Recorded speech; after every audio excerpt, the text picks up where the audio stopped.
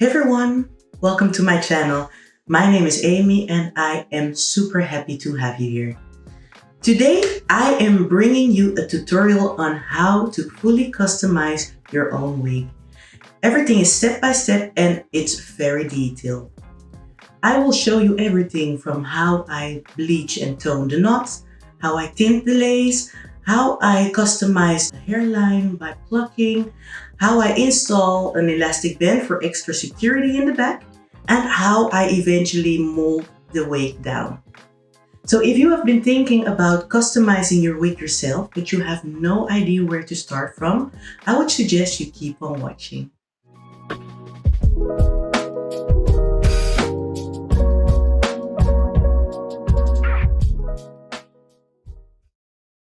This is the hair that I will be customizing today. I'll leave the full info about this wig in the description box below. The first thing I'm going to do is bleach these unnatural looking knots. I first gather up all my supplies. Anything that I've used, I will also list down in the description box.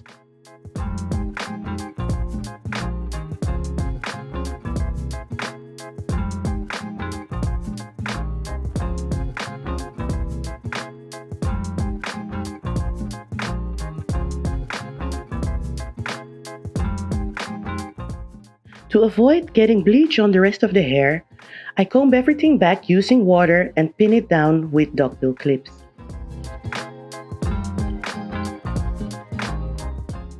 Since I'm not planning on wearing the hair in a ponytail or pinned back, I will only be bleaching the front.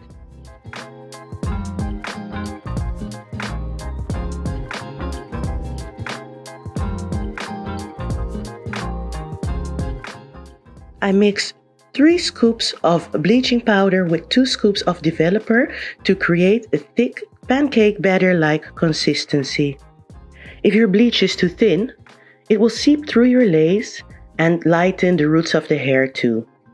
I carefully mix everything together until it's all smooth with no lumps left in the mix. If you can set your brush or whisk upright in the bowl, you have the right consistency. I apply the bleach with a very light hand while making sure I cover all the knots. Be careful not to rub or press too hard to avoid pressing the bleach through the lace. When I'm done applying and everything looks smooth and covered, I let the hair process for 30 minutes. Pending this time, I make sure to check every now and then to avoid over or under processing the hair. After 30 minutes, the knots look perfect, so I first rinse the wig under cold water to make sure I remove all traces of bleach. After that, I wash the hair with some neutralizing shampoo to restore its pH levels, and I add a bit of purple shampoo to counter the brassiness of the roots. I am very satisfied about how the knots came out, but the lace is a bit too light for my skin tone. So to match the color of my skin tone, I will tint the lace. I mix 1 liter of boiling hot water with some squirts of Adore's honey brown and some darkest brown.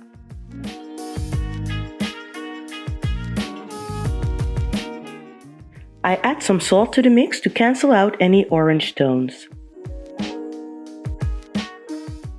You can use any type of semi-permanent hair dye to find your ideal skin tone.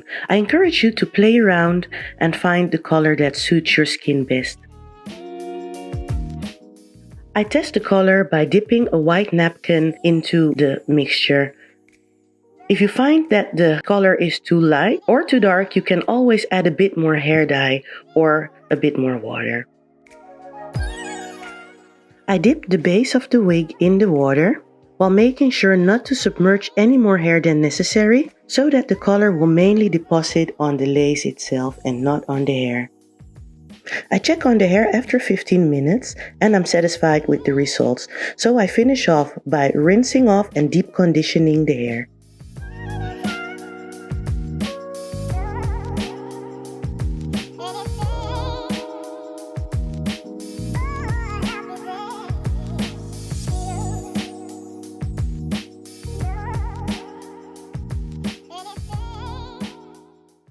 The hairline on this wig is looking quite thick and blocky, so I will customize the wig more by plucking the hairline and thinning it out. I start off by mapping out where I would want my partings.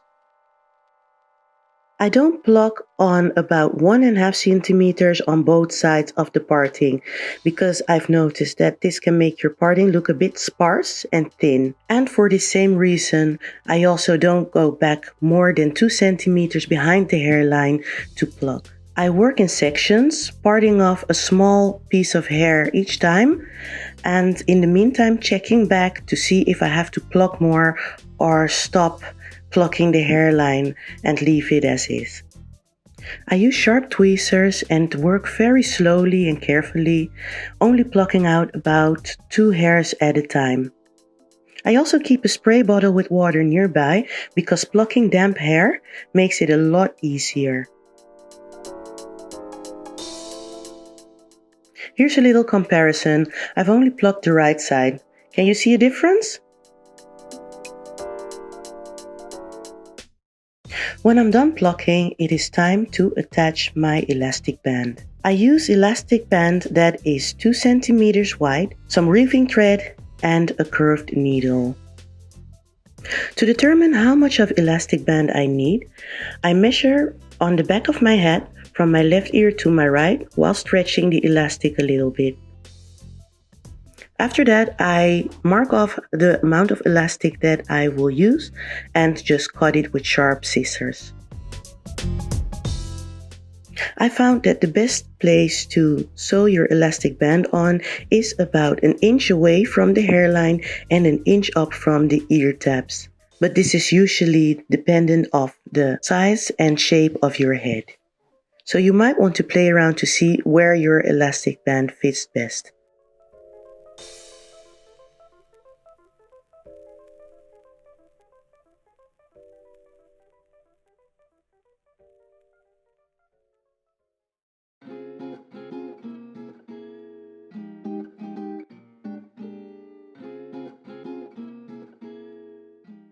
I pull the thread through the elastic and lace while keeping a loop around my finger.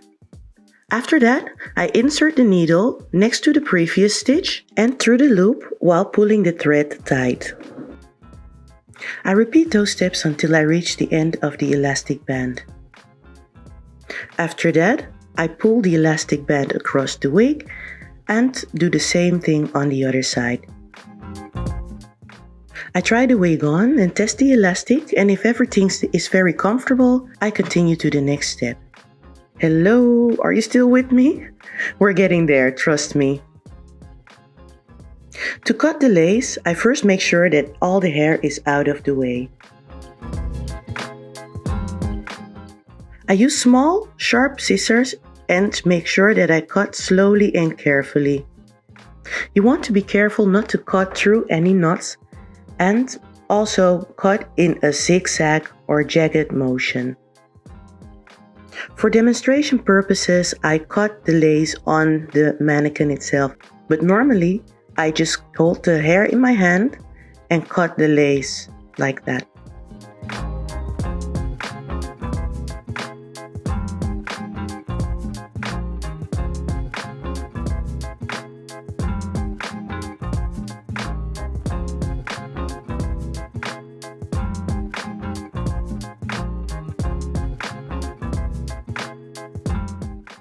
I use a simple wig cap underneath the wig, as I'm not planning on keeping this wig on for more than 2 days. I have applied a bit of my foundation to the cap to match my skin tone.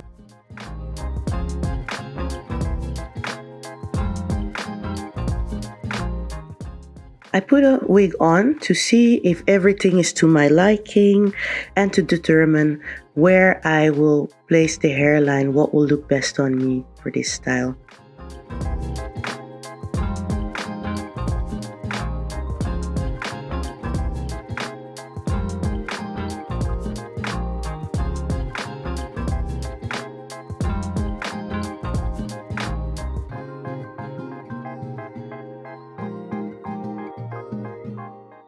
So now that I have an idea on where I will place the wig and how I will bond it down, I clean my face off with an alcohol wipe to avoid trapping any dirt or oils underneath.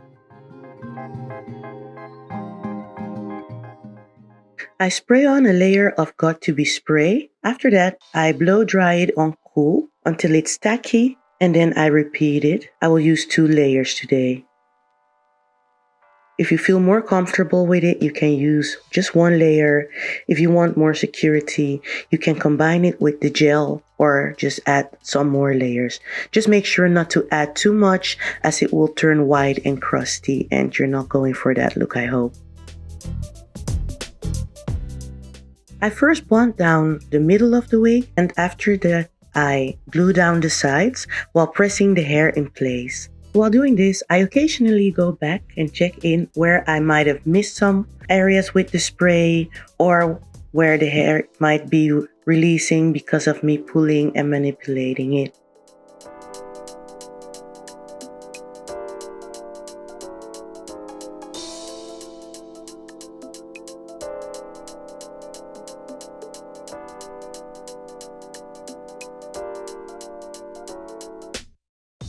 Because I have a quite low hairline, I usually just style my edges, my natural edges, and don't glue down my ear tabs.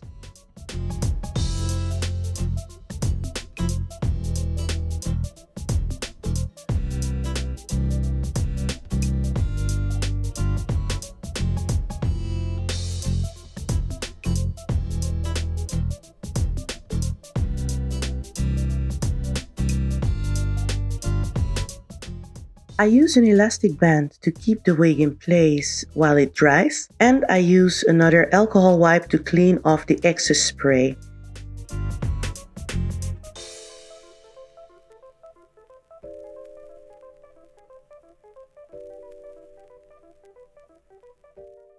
I wanted to style this hair in the middle part, but for some reason it doesn't go well with my face, so I guess I'll just do another side part. So while the wig is drying down, I'm going to do my makeup off camera. Be careful while taking off the elastic band, because you don't want to rip your lace right off and start over again, right?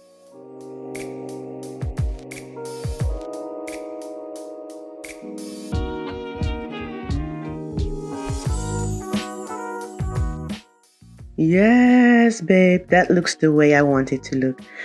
I feel that this process creates the most flawless look. Maybe there's other ways that I can try, but I've always had great success by doing it this way. I guess I was really feeling myself. Some random dancing here and there, why not? Here a little demonstration on how the lace has melted down.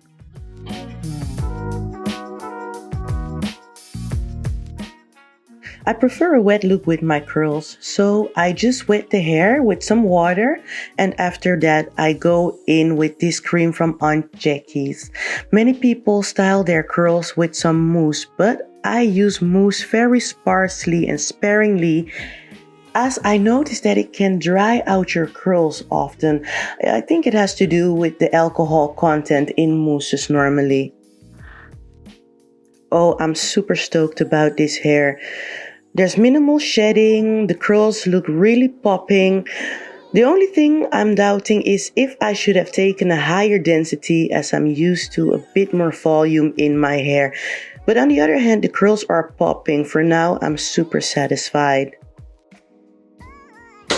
Alright, that's it for today. I really hope that this tutorial was helpful to you.